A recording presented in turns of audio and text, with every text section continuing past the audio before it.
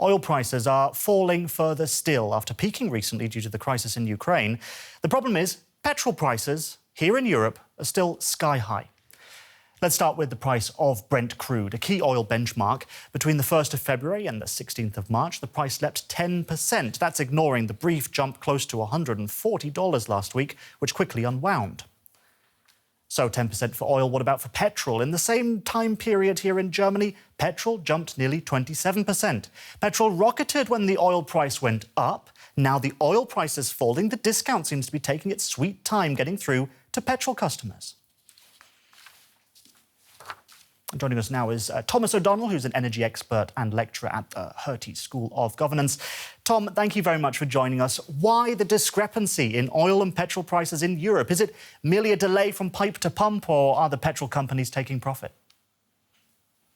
Well, thanks for having me tonight. So it's a little bit complicated, but you're essentially right. The price has only, in the last some days, started to fall for crude oil. And that was rather unexpected. That's because of the rise of corona in China. So demand is being hit worldwide, and that brings crude oil prices down. And there will be a lag before you see that at the pump. Also, there's a problem that Russia provides about 2.5 million barrels a day normally of refined diesel in Northern Europe. And ahead of time, before the war started, in anticipation, traders were already rejecting contracts for Russian diesel and looking to the Middle East and other refiners, knowing what might be coming. So there's a certain, what should I call it, security premium priced in here too. OK, and the UK Prime Minister went to Saudi Arabia to argue for them to pump more oil.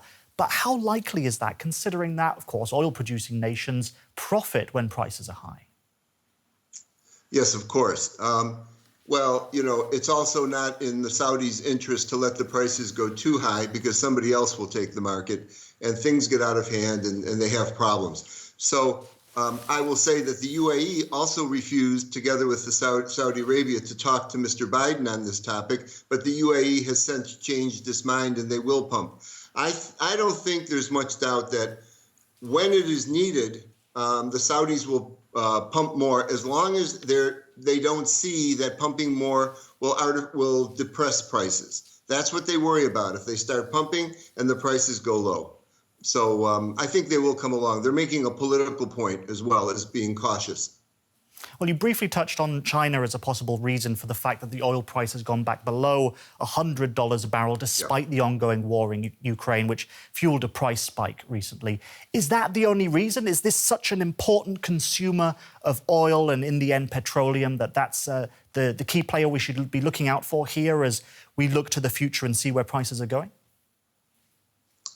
Yes, they're very important. And let me just say, here's what I think is going to develop. Here in Germany, Minister Halbach seems to be extremely nervous that we can't cut, that the European Union and Germany in particular can't cut off right now the delivery of Russian oil, which would be a great help to the Ukrainian people. In fact, I disagree with him. I think he's getting bad advice or panicking. In reality, if the oil was shut off here, Russian oil was rejected, together with the Americans have already done this. Yes, you'd get a spike in the price, but it's a world market. Oil is fungible. Mr. Putin is in very bad situation. His oil, he wouldn't be able to sell about 2.5 or 3 million barrels a day to Europe that he had been selling, but he would look desperately for another market. He's lost his central bank reserves. He's got to go around and give whatever discounts people want. He's got to sell oil to get money.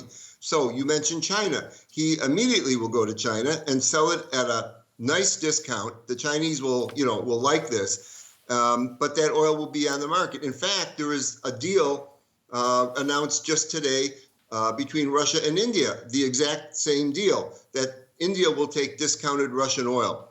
So we could, in fact, embargo the oil here in Europe, together with the Americans, do the right thing right now. There'd be a temporary spike, but as more American oil came on market, as the Saudis came online, as the UAE came with more oil online, and the strategic petroleum reserves, there's 1.5 million barrels the developed countries have there, could be brought online, 4 million barrels a day, say.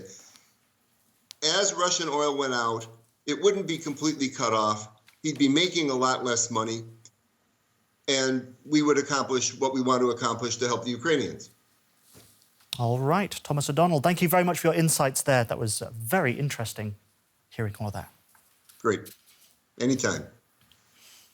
And staying with oil, the International Energy Agency has cut its world oil demand forecast for 2022 to just under 100 million barrels a day. It fears a global supply shock due to sanctions levied against Russia, the world's biggest oil exporter. Although the energy sector is excluded from those sanctions, major oil companies have stopped doing business with the country. While the IEA says it expects oil demand to increase and production to fall, it warns its forecast could change due to the war.